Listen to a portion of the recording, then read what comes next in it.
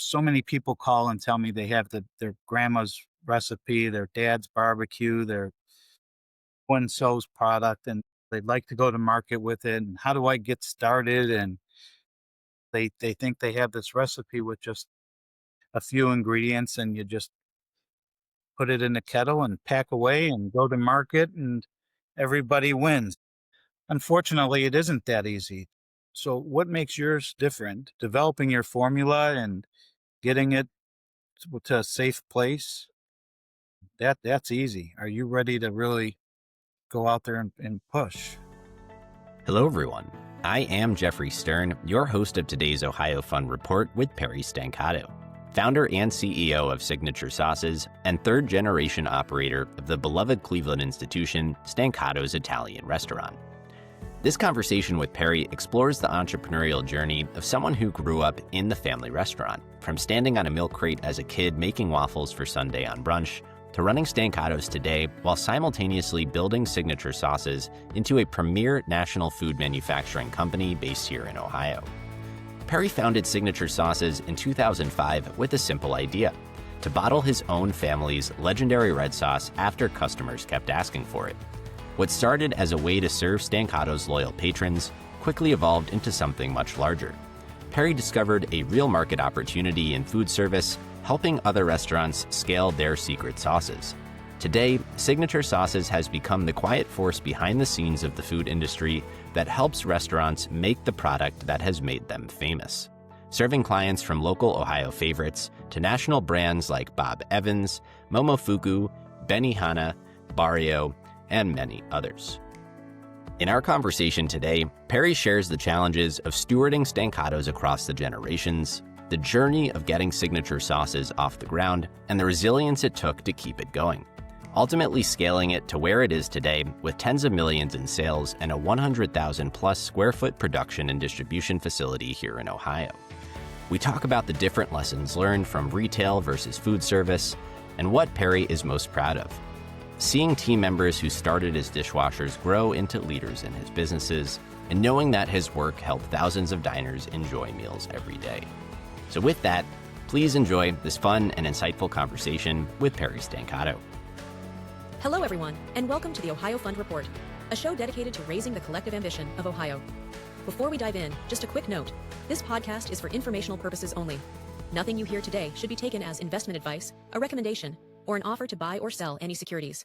Please note that the Ohio Fund and its affiliates may maintain investments in the companies discussed. Any forward-looking statements you hear today are based on current expectations and may change. Please do your own research and consult with your advisors before making any investment decisions. For more information on the Ohio Fund, please visit theohiofund.com. I would love to start with the multi-generational context of the story behind Stancatos, going back to the late 1930s and Grandpa Stancato selling coffee and donuts, out of a push cart to local workers. Knowing how far the institution of Stancatos has come today, and that you've been able to carry the entrepreneurial torch into a new venture on a national stage like Signature Sauces, which we'll talk about. But when you reflect to your childhood and growing up in the family restaurant and business, did you always imagine that you'd kind of follow in those footsteps and take the business to where it is today? No, I always enjoyed being at the restaurant, and my dad had his brothers as partners, and it was a big family business. And his advice was go to college and run. Yeah. Unfortunately, I did fall in love with the business, and I did go to culinary school, and never imagined I was going to come back home. I had dreams and aspirations to do work out of the country, maybe a cruise ship, and work for other restaurant entrepreneurs. Really, the thought of coming home was never on my mind. And unfortunately, my father got ill and passed away at a young age. And there I was with my ma, and I had to just jump in. So taking over the family business was not on my radar. What was it like growing up in the family business? What did you love about it? It's interesting because there was many businesses. There was the food trucks, as you mentioned, And at the time, the restaurant was actually the smallest part of their business. They had vending machines, a coffee service, offsite catering where we did halls and stuff around Cleveland. And I did all of them. As a young kid, I was 13 years old. I was washing the coffee jugs for the trucks, washing the food trucks after school. And then as I got older, working in the restaurant. But I can remember standing on a milk crate making waffles for the brunches, the Sunday brunches. So I've been in and out of that restaurant my whole life. And in March it'll be 55 years. And yeah. How have you seen the business evolve? If you were to kind of outline the chapters of it, take us through the stages of it. Yeah, like anything, things change, and it's always been a red sauce. I call it a red sauce joint. It's always been a red Yeah. sauce. And the key is to just stay in your lane of that. Don't drift off and make sure you know who you are because the community knows. So you can't do too much change. Yeah.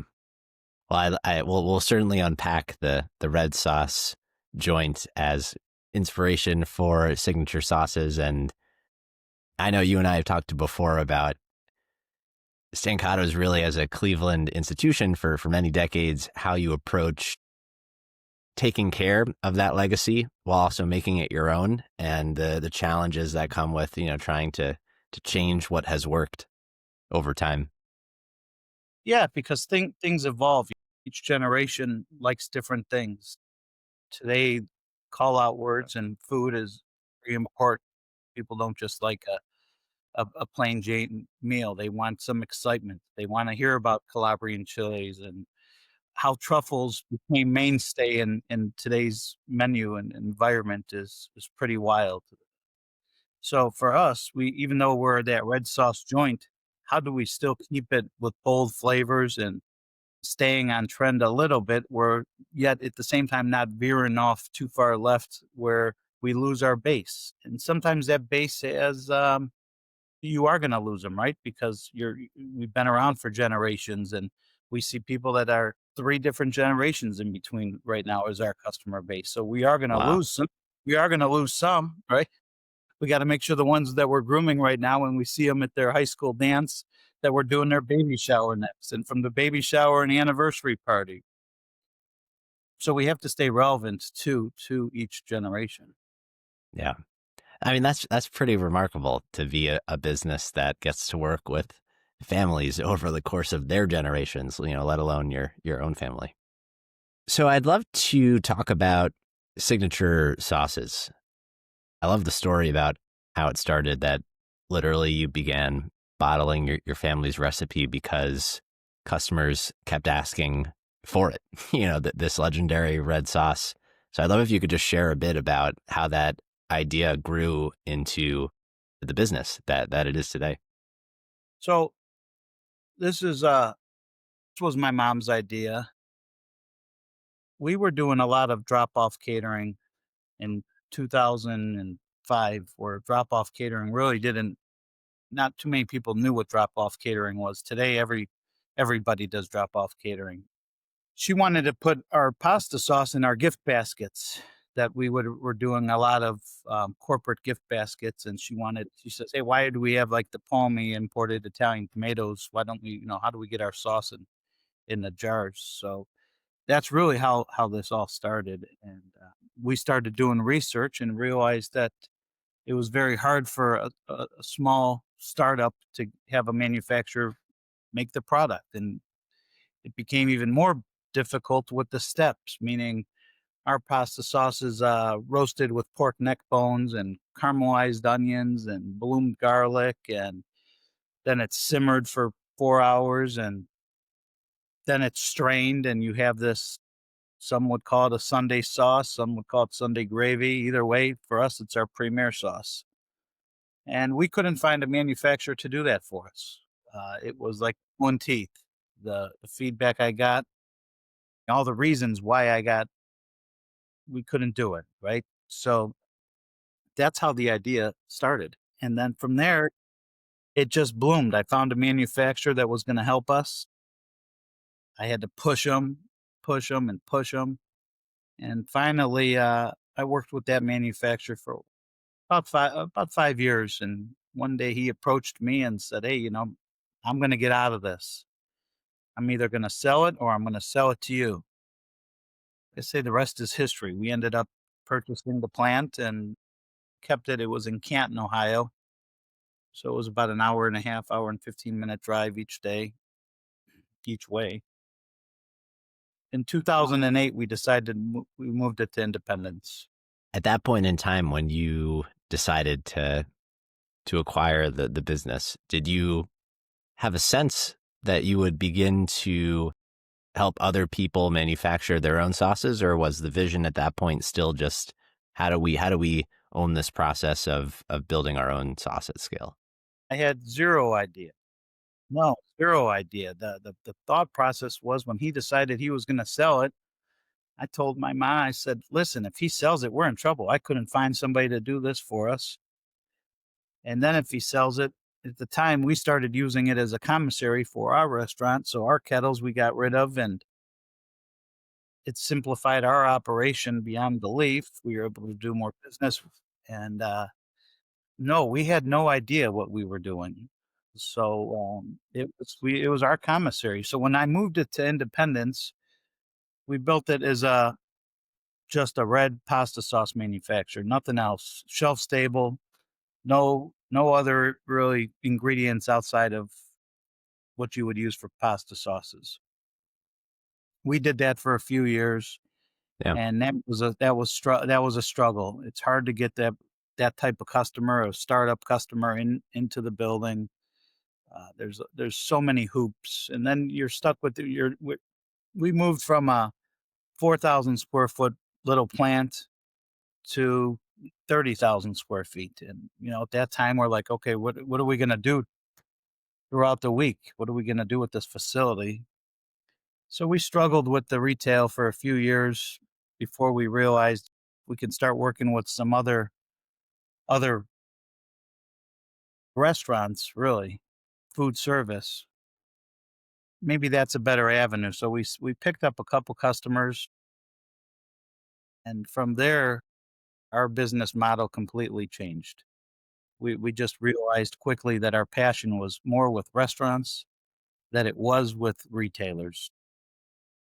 Besides it being not as cutthroat, the they have there's a passion there because I speak the language, right? I'm dealing with either chefs or operators that all have the same passion as I do from the restaurant business. So when a restaurateur guest leaves, there's some there's gratification, instant gratification, right? Yeah. It's the same way with us when we start making their sauce and it's consistent every time. It's a good feeling. It's a proud moment that you've created a partnership together that works for both of us. So that's how that happened. That's how we moved to Independence, and it's right on Pleasant Valley. So it's 3 miles from the restaurant. You mentioned to me before this kind of stark difference between the cutthroat retail market and the more maybe collaborative food service world, despite all being grounded in food ultimately. What are some of those other differences between those two worlds that kind of surprised you as you made the transition from one to the other? Yeah, the anybody can make a not anybody. You can create a great product. Yeah. That's only the first part of it. The financing of getting onto store shelves, the marketing to have people grab it. The important Some people don't realize the importance of the labels, your most important part of the business. If you don't get consumers to grab that label and take it home and try it, it can go nowhere. And that's one piece of it, right? So I just felt like the rest for me, working with the restaurants were much easier. We spoke the same language. The person buying for the grocery stores doesn't really care about your history, doesn't really care about what's in the bottle. All they're there to do is to order products and make the margin. Yeah. There's a lived empathy there too with yourself and them as operators. You've mentioned to me before that ultimately the business of signature sauces is kind of like the secret sauce is making the sauce that makes other people famous, Yeah, and helping them figure out their signature dishes. yeah, because whether it's a Mexican concept that, the salsa or the queso, that's what made them famous. It's not the corn shell, it's not maybe the meat, but it's really the sauce. It's like that with the barbecue sauce joint, it's like that with an Italian joint, Indian cuisine, any cuisine. The sauce typically is what makes them famous. It's the flavor that everybody remembers. Yeah. We play a crucial role in this. It's very important that it comes out consistent every single batch. Yeah. So I'd love to hear some of the stories behind the sauces. And ultimately, you scaled from a few local partnerships to serving nationwide brands like, ones that people would know, Bob Evans, Momofuku, Benihana. What does it look like working with those restaurants to develop their signature products? And how do you go about, landing those kinds of larger clients, and what did it mean for your company's growth at the time? Yeah, so the key thing a lot of people ask, do they bring a recipe? No, most of them don't have recipes, and if they do, we have to reverse engineer them, whether it's they've never had it made for them or it's coming from another manufacturer. Maybe the manufacturer that they were working with for some reason, it's just not working out any longer. So when we get involved, we have a development team and we can't bring in everybody's branded items, say tomatoes or vinegars, or we have to we have to make the product with our ingredients, so we have science that we work with as far as pH and bricks and all this stuff that make a product consistent and safe. So we develop incredible products for these chains. What's it look like? They call us and we get busy. We tell them, show us a gold standard, and how do we make it better? How do we create more shelf life without using preservatives? How do we make things more stable? How do we make it stick better on a tortilla chip? How do we make it where it doesn't evaporate, water doesn't get evaporated with the pasta sauce?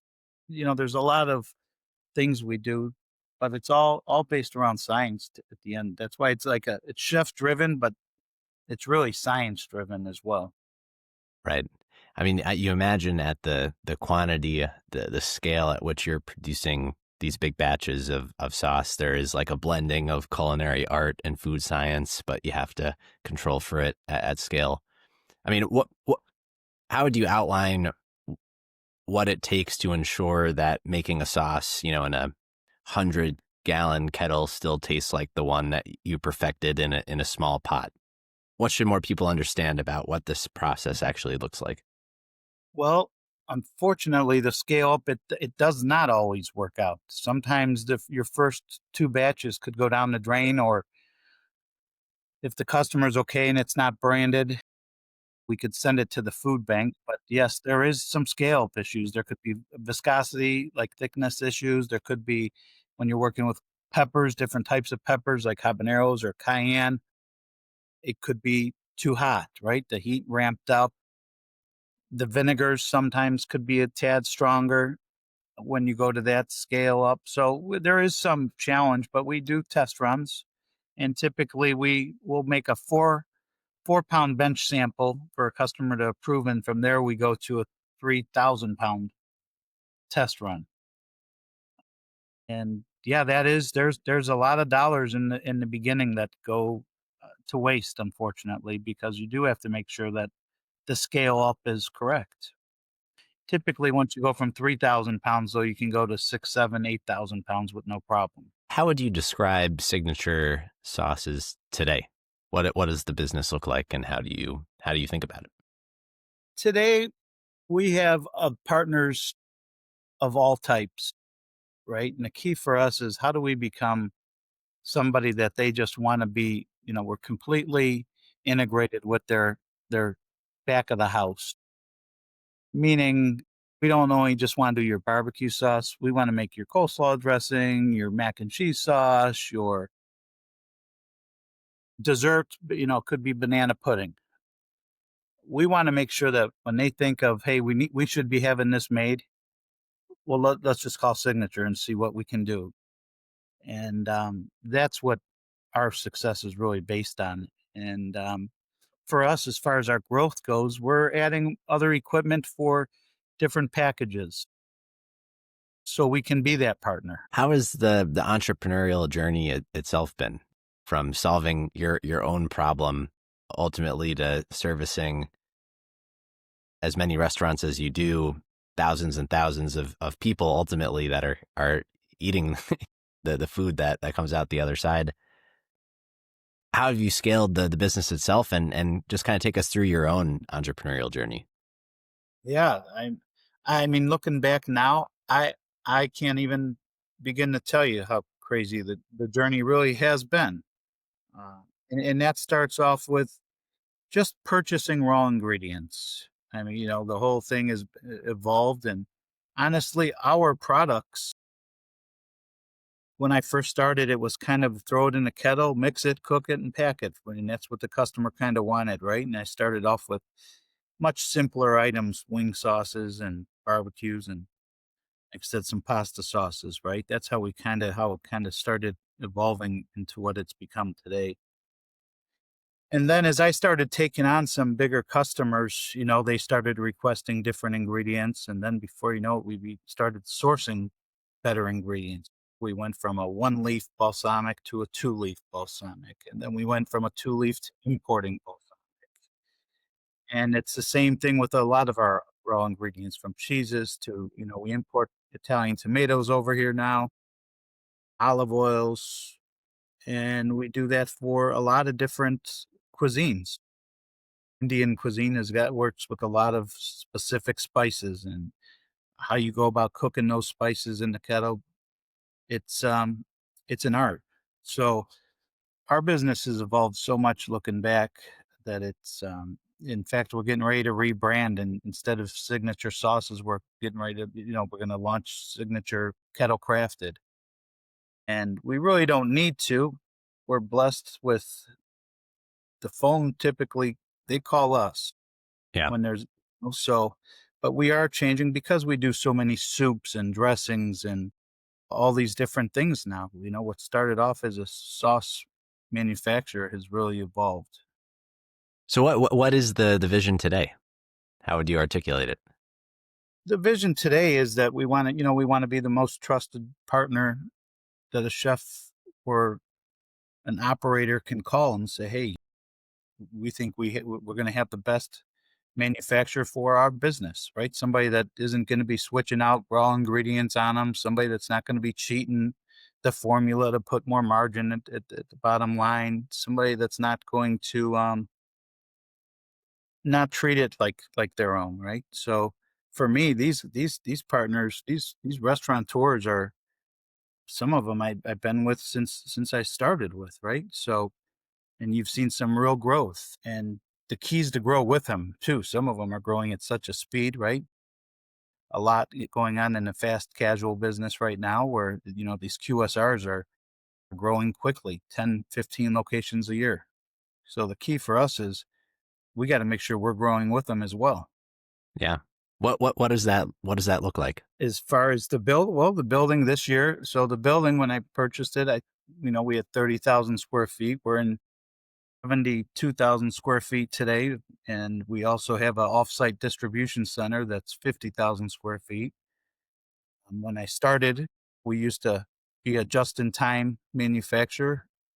COVID has changed that, and so has our customer. So today, since we are shipping just in about every state, very important for us to make sure that distributors have the product, whether there's one location in that state or there's 20 locations. So we produce enough to forecast for their 60, 90-day period, and make sure the distributors are always ready, no surprises. So I never thought about a distribution center. I never thought about a plant being 70,000 square feet. And today, I can't believe I'm looking for another facility for a, another plant. Yeah. What are you most excited about? What do you find yourself looking forward to? The first 5 years I don't count. I don't know if I count the first 10 years either some days, right? It took that long to become sometimes not an overnight success, but it took a long time and a lot of struggles and sleepless nights to get to this point. So today it's how do we keep growing and not mess it up? What do you feel kept you going during those 10 years? Just the drive, you see it, but you want to be better. So how do we be better and what do we have to do to get there? Don't lose curiosity, right? How do we strive to get the best product? And that's whether it's mine or the person we're making it for. And it's not easy, right? There's a lot that go into it. What do you feel you've learned about entrepreneurship from running and managing a restaurant? And which of those lessons do you feel are most transferable? Well, I'll tell you, there's the restaurant. There's nothing as hard as running a restaurant. Nothing. And I think everybody should work in a restaurant at least once in their life, even if it's 30 days. But there's a lot of details in the restaurant business, right? From the time you touch the door handle entering to the time you leave. And there's a lot of people that could unfortunately mess up that guest experience. Not only the food, we always say a good server can fix a bad meal. A bad server, good food can't fix a bad server. And so there's a lot of details with the restaurant from start to finish. The manufacturing, once you get it, you know what you're forecasting, you know what you're purchasing, you're leading a team that understands the playbook. The restaurant, even though there's the playbook, there's a lot of ways it can go off the rails. There's the human element. It's harder to control for. You got it. Yep. And then as far as the plant, even we still make our mistakes. The key is not to make sure that our consumer never sees that, right? Like, hey, it never leaves the plant. Yeah, we made a mistake or wrong label, different in smoke, wrong smoke went into the product. I could tell you many things that go wrong, there too. But the key is to fix it, and there's a root cause analysis that goes into that, and you don't have that in the restaurant too often. But I still enjoy the restaurant a lot still. Yeah. What brings you the most joy from the restaurant experience? The customers for sure. Working with the staff to see it, especially when it's busy, when it's busy and you see that well-oiled machine just running and people are happy, leaving happy, coming in. I mean, it's a great feeling. How do you like to balance your time between all the different initiatives? That's a tough one. It depends on what's really going on, right? Or where I have to be and where I want to be. But I'm at the restaurant every weekend, typically a couple hours during the week. It's probably just a check-in, but most of my time is spent at the plant now, Monday through Friday. How has being based here in Ohio influenced your journey? Obviously, familial history here, and you've collaborated with Ohio brands, even Ohio State University for the tailgate sauce line. What do you feel is special about building a food business in Ohio? Well, look, there are many, many, many small food incubators here. Cleveland, especially, has such a wonderful food scene, and especially at farmers markets and small startups. It's really amazing how many. And I try and talk people out of it. I go, don't do it. But no, it's incredible. And then as far as Columbus goes, look, Columbus is if you want to know if a restaurant's going to make it, Columbus is where you open your first restaurant and see where it goes. And I'm very blessed that Columbus is here with our business for the fact that It's a 2-hour drive, and 90% of our not 9, 80% of our customers are out of Columbus. Any chain restaurant, we're working with them. So that's very helpful for us in our growth. How do you think about success? Yeah. So this is interesting. So I think of success as I have a few team members that started with me as dishwashers, 3 of them to be exact, 4 of them to be exact. Started with me when I was just shy of getting out of college, and they've started as dishwashers, then went to kitchen managers, and one of them is the GM at the restaurant today. It'll be 25 years he'll be with us. I have 2 at the plant, a VP of ops and our business manager, and one's our logistics manager. Seeing the growth of all of us has really been probably my success today, knowing that we all started from this community Italian restaurant. They started as kids and have now taken the reins, really. If I disappeared, I think it would run still today, without me. Yeah. Do you think about succession and legacy in the way that you've carried the torch in your family, about what legacy and succession even means to you? No, I have not, truthfully. To me, it's still we're not done, and there is no succession right now. We still have a lot to grow here, and let's keep rolling our sleeves up and doing it. Yeah. I mean, you've mentioned this desire to improve, this kind of iterative, how do you get better at what we're doing kind of mindset. And I know it's kind of permeated all aspects of the business to a degree where, I mean, there's even like software that you are working on to kind of ameliorate the business. What has it been like to start working on technologies and innovations from within to better the business? Yeah, so that software is called Cater Bites. It is a software that my GM that I mentioned to you has been with us for 25 years. Him, we have both started to develop it, and we found a need for a catering software that works with fast casual or single independent restaurants. That there's nothing on the market like it. So, and when I say that, it's interesting because the software business is something, again, I know nothing about. I love what it does for us, and I love the tools that it provides for us to be better operators. But I've never launched a software.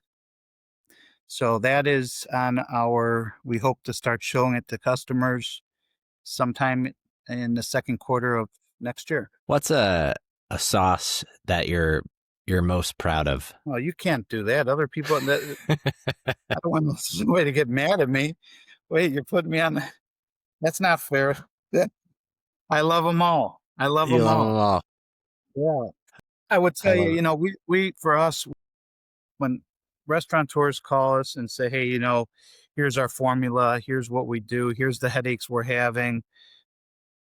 We make this much mac and cheese, but we have this much leftover sauce at the end of the night. Or I'd like to hear all their challenges and say, how do I help them with those challenges? How do we make a smaller pack? Or how do we make, if their mac and cheese recipe only needs 3 pounds, and how do we make a 3-pound pouch instead of a 4-pound pouch?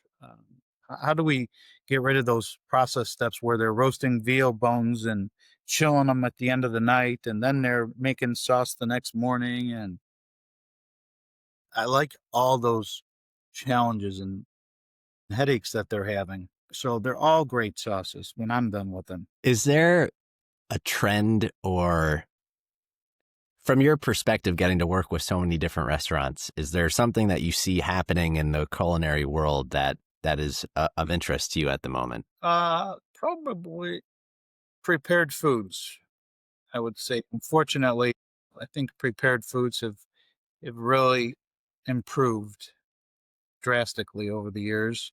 And every life is crazy for everybody anymore. So the idea of even just a pasta sauce, the idea of going home and making pasta and cooking sauce, and that's not simple enough for most consumers anymore. They like the idea of throwing something together much quicker than they used to. So we are starting to do a lot of work with commissaries that are doing prepared foods. You have some big brands out there, like the health meals even, right? Where we're making the sauces for them and they're putting them together. So they're just putting the entrees together and we're doing the sauce. I think that really is interesting right now because frozen meals and back, lean cuisine meal won't do it today.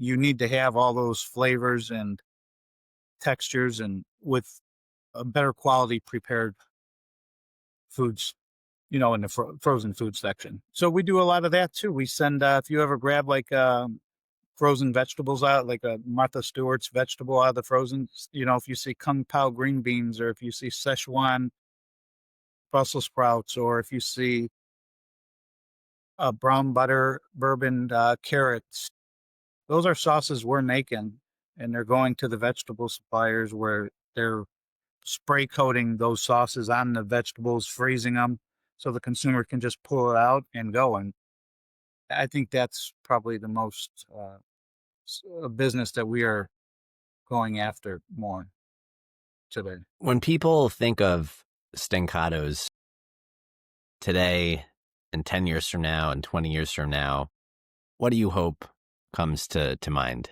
for them? It's wild because I hear that today. I can't tell you how many people say, "Oh my gosh, we got married there," or "Oh, we did this there." And I would like the next whoever it is takes it over. That you still hear those stories in 10, 15, 20 years, like it's been there. It's been a legacy. It's very tough to run a legacy restaurant because people typically they always want something what's new and what's next, right? So how do you stay again relevant? And it's difficult, but that's what I would like to see. I'd like to see the kids that are, like I said, are at prom today still coming to the restaurant in 20 years. What do you feel you've learned about leadership and managing a team of people aligned around the goal? We have a lot of staff. Even the restaurant has, I think, 80. We're trying not to go over 90. Then the plant has 80. And working with all those personalities, whether it's the leadership team or somebody that's just starting, right? Getting to know the people and what makes people tick is probably what I like the most. I like seeing people that just start off that knowing that they could be on the bench for the next level up and how do we keep grooming them and how do we keep having them grow with us so we can keep this rate of growth, right? When you're growing 20, 25% a year, it can get really challenging. So the key is to groom for bench strength. I would say that's probably my favorite part of my newer journey. What would you tell yourself in 2005, knowing what you know today about how the journey unfolds? Well, risk is scary, right? So the risk for me to go from 5,000 to 30,000 square foot building was scary. I wish maybe I should have been thinking even bigger then, but we are this time around. Yeah. Were there decisions that you made that felt risky at the time, but now turned out to not be so much? Or at least they were the right decisions to have made? Yeah, they were the right decision. They were still risky and they were the right decisions. It just took us longer to get there than, I worked the restaurant and the restaurant funded the sauce plant for many a years. Not too many people are in that position where they're working their day job and doing something at night, right? For Yeah. me, we rolled up our sleeves. I worked 7 days a week and we made it happen. like I said, it took 10 years for us to really start to really know the business. How do you think about risk today? I would tell you today, there's risk with the software that I want to launch. That Yeah, right, so that I'm starting to understand, like, what risk do we want? As far as the sauce plant, now we know the business. The risk isn't there too much, right? Now to build another plant, we know the people structure, we know the vendors, we know that we even know who the customers are, right? When you start a business from the ground up, scratch, you're not only creating a brand, you're creating a trying to get people to know who the brand is and who are they and can they be trusted, right? So today, the risk, I don't think about risk for the sauce plant. I know that we have all the risks covered. The software, there's a lot of risk. We're building something that the restaurant couldn't support today, just to have it for the restaurant. If we don't go out and sell it to people, there's a lot of dollars at risk at first.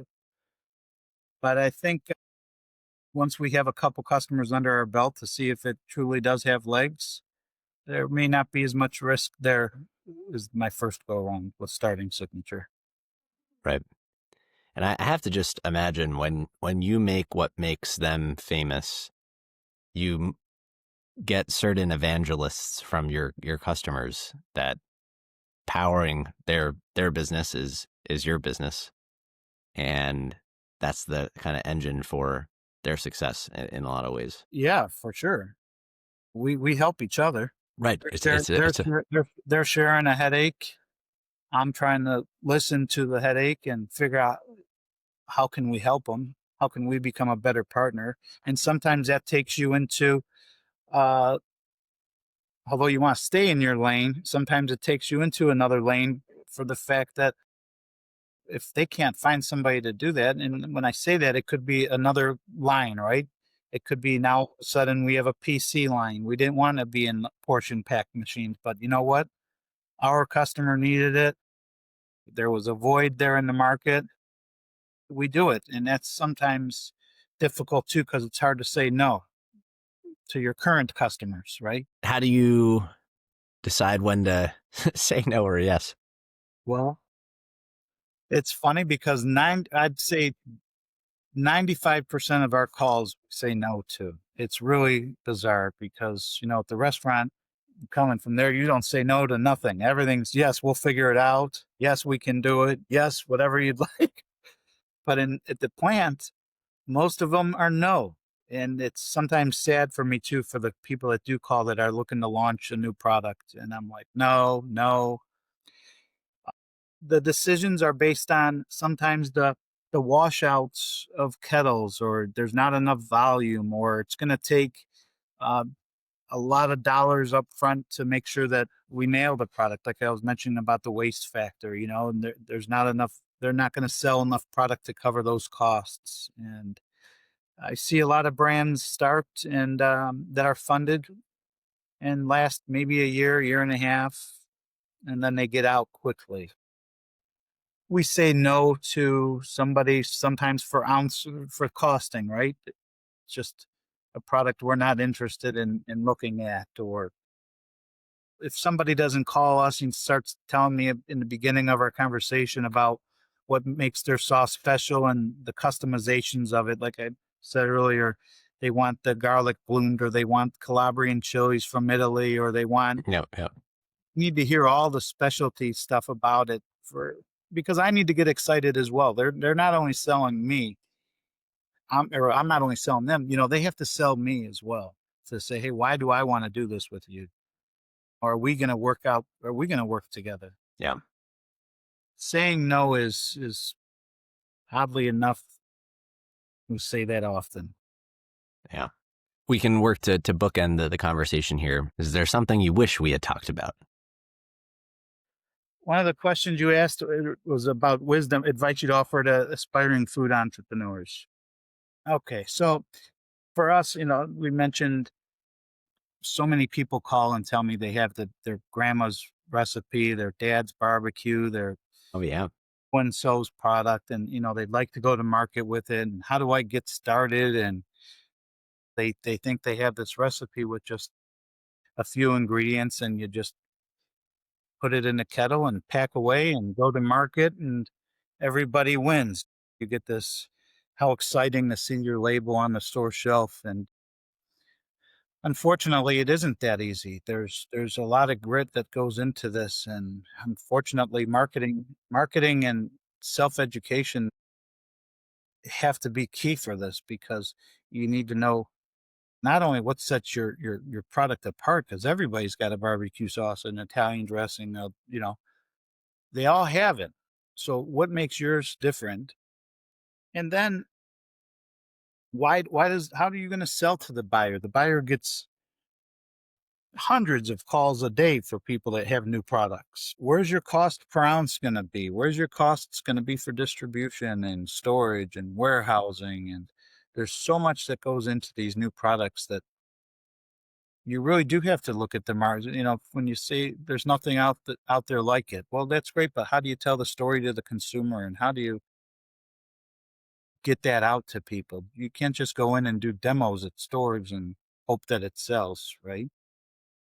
So being curious about what the market has is really key.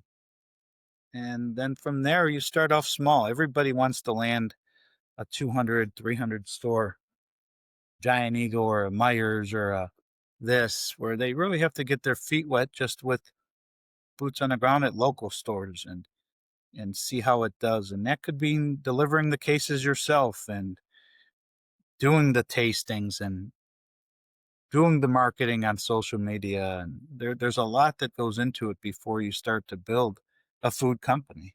And I try to explain that to a lot of people in the beginning, that you need a lot of money for marketing just right up front. Forget me, I'm the easy part. Developing your formula and getting it to a safe place, that's easy. Are you ready to really go out there and push? Yeah. Is there a pattern you've seen amongst the products that have been able to achieve real success, relative to the ones that haven't? No, truthfully, it's there's a few that have, and they're mostly local. Like I always say, in your backyard. Just think about your backyard. There's enough here in your backyard. You don't need to go think about national. Just right here in your backyard. There's plenty. Your competition, if it's a red sauce, is, hey, I can't ever compete with a Ragu or a Prego, right? But who can I compete against, and how can I get our taste profile out there? But yeah, there's plenty of local companies we work with, and most of them are out of state. Actually, they're in their local communities. They're the ones that succeed. As far as the national level, no, we don't have any customers on the national level, but all local. And not our local, like Cleveland local. I mean, like outside of, because the taste profile in Michigan, just Alfredo sauces alone, we make 30, 40 different Alfredo sauces. And guess what? Every state has a different taste profile. And it's kind of like that with pizza, right? Michigan pizza is different than Chicago. Chicago's different than New York. And then we have our own Cleveland style pizza. Yep. So it's nice for us. We try to work with companies that are local to that community, and we know there's a success story there. What are you most proud of? Oh, for me personally, yeah, I started Signature Sauces with same thing, a hope and a dream, right? We wanted to bottle our sauce and go to market, and that was extremely tough. When I launched Stancatos, we lost big time because it took on too many stores, then it wasn't moving. But for me, mine is starting Signature Sauces, a ground up company. The restaurant, although I went to school and did all this other stuff, I came back with a brick and mortar something, whether it was what it is today or not. I had something to get started with, right? But the plant we started from ground up. No name, no brand recognition. Today, Quite a journey. hearing the calls come into us is pretty exciting. Yeah. I have to imagine it is. So I'll ask then some closing questions here. I can't ask you for your favorite sauces, so I feel like this one's kind of like that one. But what would you plug as favorite restaurants in Ohio? Oh my gosh. Come on. I work with some of the best restaurateurs in Ohio. Yeah, I'm gonna tell you, I don't have a favorite. It depends what I'm in the mood for. And then if I'm doing my own studying, right? If it's even if it's Italian, right? And some of these guys I work with, but it could be, Cameron Mitchell has restaurants, all types of restaurants, right? He's also a customer. But sometimes it could be a taco concept where I'm going not only to Barrio, but maybe one of its competitors because I want to see what if there's anything that we should be doing that we're not. So I eat out quite a bit, but it's typically for learning, mostly learning purposes. I don't have like a favorite. Oh, you'll find me there spot. I drift quite a bit. Yeah. Do you still like to cook? Oh yeah, I love cooking. Yeah, I love cooking. I don't have enough time for it, truthfully, but yeah, and I love cooking in my own restaurant still. Yeah. Well, we can bookend it there. If folks had anything they wanted to follow up with about, they wanted to go to Stancatos, they wanted to learn more about Signature, where would you point them? But I tell even the people that are always, looking to acquire us, I tell them, I go, if you really want to acquire us, you know where to find me. I'm at their restaurants 7 days a week. That's true. So just go to the restaurant. There, like you don't need to email me that I'm going to delete it or leave me voicemails. Just come to the restaurant. Yeah, we're not looking to sell though, but so don't waste your time. Well, a plug for Stancatos is a perfect way to end it. Okay. Barry, I just want to thank you very much. I know this is not something you do often, and I very much appreciate you taking the time and sharing your thoughts and reflections on the whole journey. Thanks for having me. Absolutely. Thanks, Jeff. Thank you for tuning in to the Ohio Fund Report. If you enjoyed this podcast, we'd love for you to leave a review on your favorite platform and subscribe to stay updated on all future episodes. You can subscribe via Apple Podcasts, Spotify, YouTube, or directly on our website at theohiofund.com. The information shared on this podcast is for informational purposes only and does not constitute investment advice, an offer to sell, or a solicitation of an offer to buy any security. Past performance is not indicative of future results. The views and opinions expressed by our guests are solely their own and do not necessarily represent those of the Ohio Fund. A guest's participation in this podcast does not imply an endorsement or an investment recommendation by the Ohio Fund. This podcast may include conversations with leadership of a company in which the Ohio Fund or its affiliated funds have an investment, and as such, financial interest in the success of this company, and there may be a conflict of interest in presenting information about the company and its performance. Any forward-looking statements or projections discussed during this episode are based on current expectations, assumptions, and estimates. Actual outcomes may differ materially due to a variety of risks, uncertainties, and other factors. Listeners should consult their own legal, tax, and financial advisors before making any investment decisions. For more information about the Ohio Fund, including our Form ADV, other regulatory filings, and additional conversations, please visit theohiofund.com.